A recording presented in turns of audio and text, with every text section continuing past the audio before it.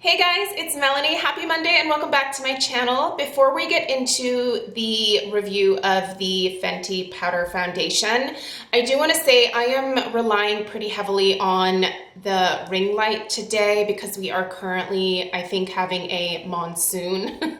It is so gray and rainy out today that this room is almost, it's like dark. Without the lighting, even though I'm sitting like in front of two huge windows. So my apologies for the very artificial lighting, but we have to go with it today. So as I mentioned, today I'm going to be sharing my thoughts on the brand new Fenty Beauty Pro Filt'r Soft Matte Powder Foundation. I ordered this on the Sephora website, I think within a day or two of it being released. I was very curious about this particular powder foundation because I am a very loyal, regular user of powder foundation. With my particular skin type, which I am 42 years old, I have it was extremely oily. Now I would just consider my skin oily. So I have oily skin. I do have enlarged pores, and for me personally, powder foundation has always been a better fit. It just has. Ever since I tried the original Bare Minerals powder foundation when it was sold on the infomercials on TV or just on QVC, I have kind of been a convert to powder foundation. Oily skin really does not do the best with liquid foundation. I've certainly worn lots of liquids in the past, both from drugstore makeup brands as well as higher end brands. And even when the liquid foundations were designed specifically for oily skin, they just slid off my face, or they accentuated the look of my pores or settled into fine lines, and I didn't like the way that they looked or the way that they felt. To me, liquid foundation feels very heavy. It feels like a mask, and I don't feel like it lets my skin breathe. So for me, powder foundation really is a great fit because I can control the coverage. It lets my skin feel like it can breathe. I don't find that it accentuates pores or fine lines normally. And it just feels lighter. And quite honestly, I would say it's faster for me to put on than liquid foundation was. I remember when I was doing liquid, I would just have to spend a lot of time blending and making sure that I didn't have that line of demarcation. With the powder, it's just so much easier to blend it into my neck and into my hairline and just to make it look like it's a part of my skin.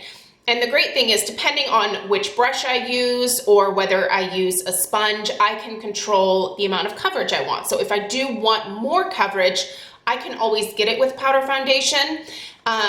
But if I don't, I can just get a really nice light dusting, and it just kind of helps to even out my skin and helps to absorb excess oil throughout the day. And I just like the feel of it. So much better than liquid foundation. But I don't really have the opportunity to review a ton of powder foundations because I would say most makeup companies, when they are researching different foundations to bring to the market, they tend to release liquid foundations, tinted moisturizers, CC creams, things like that, because again, that's sort of the mass appeal.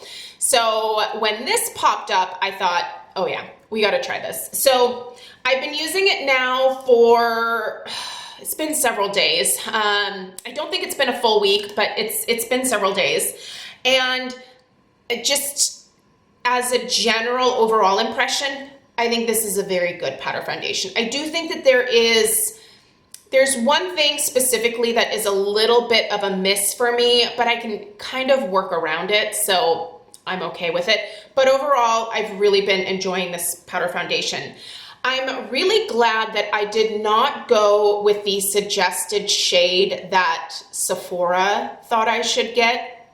So I used their shade finder option, and it wanted me to get one of the lightest ones. And looking at it just on the computer screen, I thought, oh, it's gonna make me look like a ghost. And I will admit, I'm pretty fair, very pasty, especially during the winter months. Like there is no color on me right now. So I decided to kind of take a chance, and I chose the shade 145.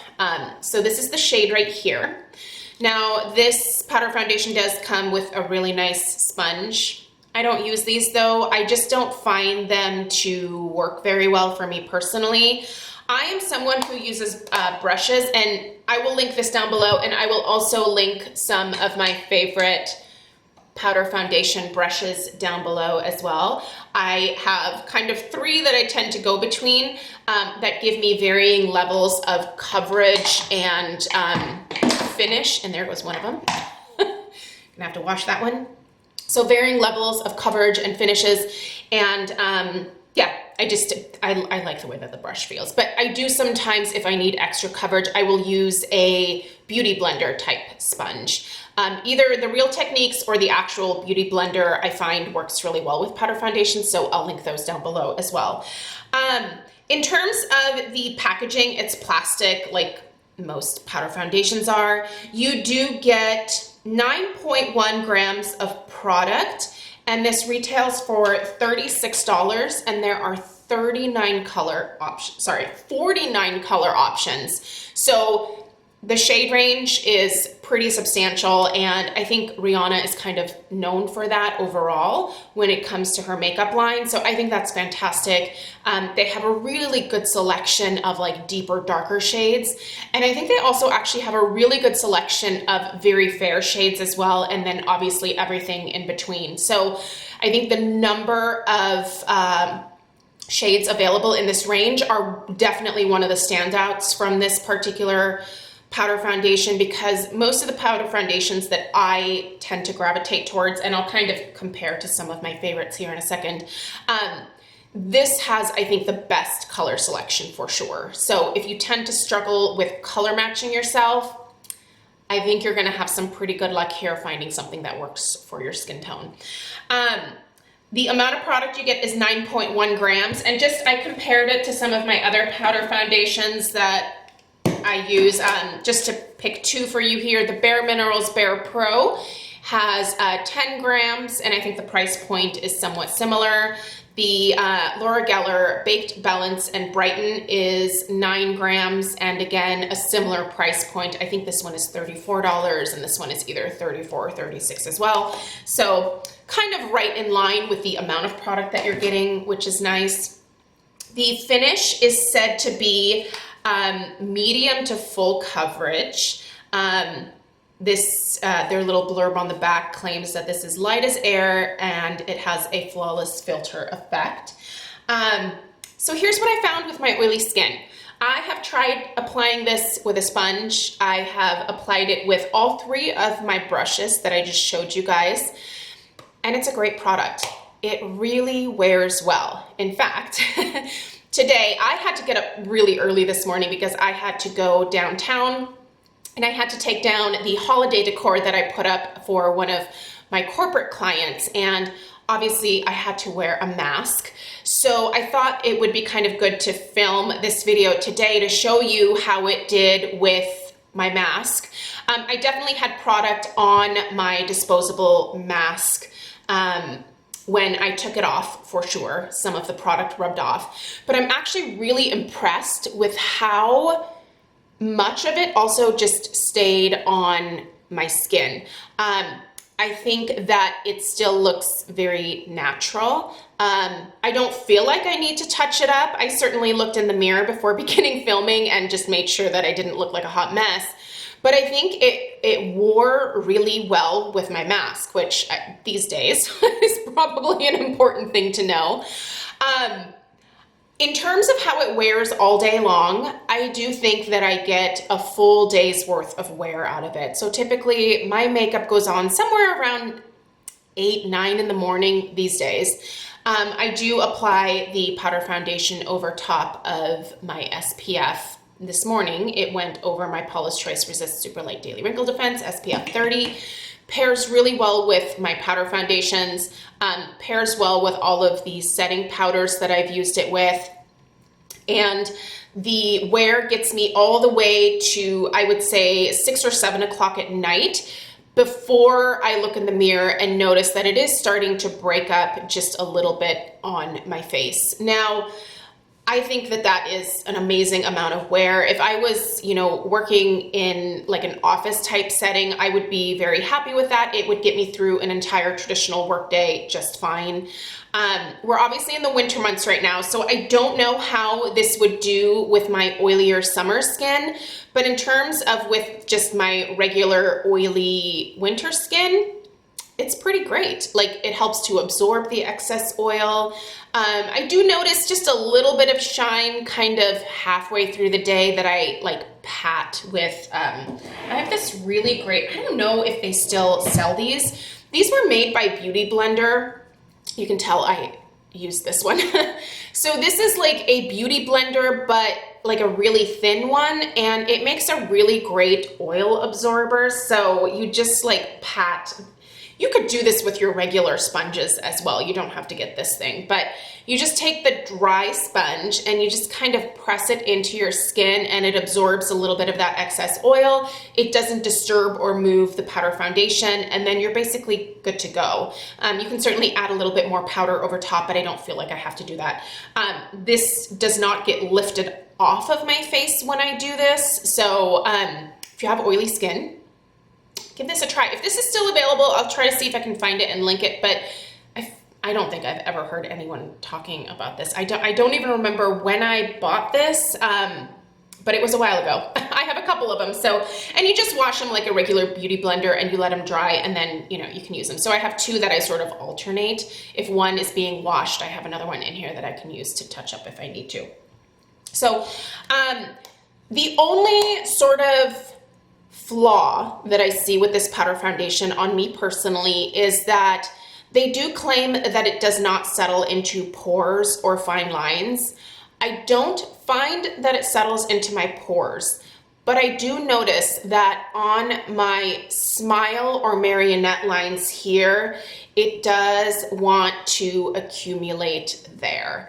Now, it's a really quick fix. Again, just take my little beauty blender and press that into those smile lines, and it picks up that excess product out of those lines, and I'm good to go. Again, I don't have to touch up when I do this method, but it really does. I do have a pretty expressive face, and I pride myself on being someone that tries to find humor most of the time. Helps me deal with a lot of the stuff that's going on right now. So I try to laugh, I try to smile as much as possible, and the other powder foundations that I use don't want to settle into those marionette lines. This one here does, but again, it's not terrible, it's very manageable, and the fact that this is such a great color match for me is going to make me want to repurchase this and continue to use it in the future. Sometimes what I like to do is actually pair a couple of different powder foundations together. Some of the other ones that I have are not necessarily the best color match, but they just wear so well on my skin otherwise that it's worth it for me to color correct with another powder foundation over top, or to kind of mix two together.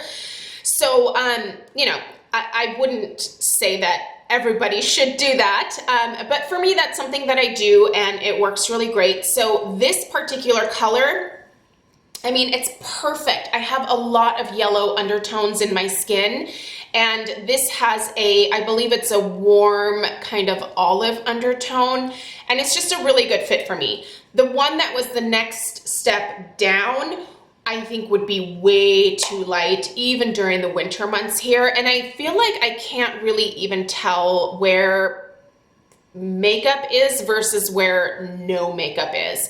And this is in natural daylight. This is in this artificial lighting that I have here. I just think it wears really well, you guys. The one thing you want to watch out for, I know there's a lot of people that don't like talc. If you are anti-talc, that is the very first ingredient in here. They also have kaolin in here, which is a clay, which is going to help to absorb that excess oil. You're also getting some dimethicone in here, which I do think Even if you have an aversion to dimethicone and products, it really does help, especially a powder foundation type product, go on a lot smoother when you have that dimethicone in the formula. Most of the other powder foundations that I have some form of a cone in it, if you will, just because it does really help with the overall smooth, more natural look of the powder foundation. I don't have a problem with talc. It does okay with my skin. It doesn't make me break out, and it doesn't irritate my skin in any kind of way, so for me it's fine. But if you are someone that avoids it, it is the very first ingredient in here. So you guys, overall this powder foundation gets 2 thumbs up for me. I really like it a lot. I will repurchase it when I finish it, and I will just have it as a regular part of the powder foundations that I like to cycle through. Like most people who maybe have like 1 or 2 liquid foundation formulas that they really like, I think it's nice to be able to choose your level of coverage. The color match obviously is very important. And I think the finish and the amount of wear time that you need, it just kind of depends on formula to formula, right? So it's kind of nice to have a few different things to grab from. And for me, it's really nice to have another option to be able to recommend to you guys. So at a later point here in January, I will do an updated like favorite powder foundation video, and I will give you guys a few of my favorite tips and tricks to making it look really natural. So stay tuned for that.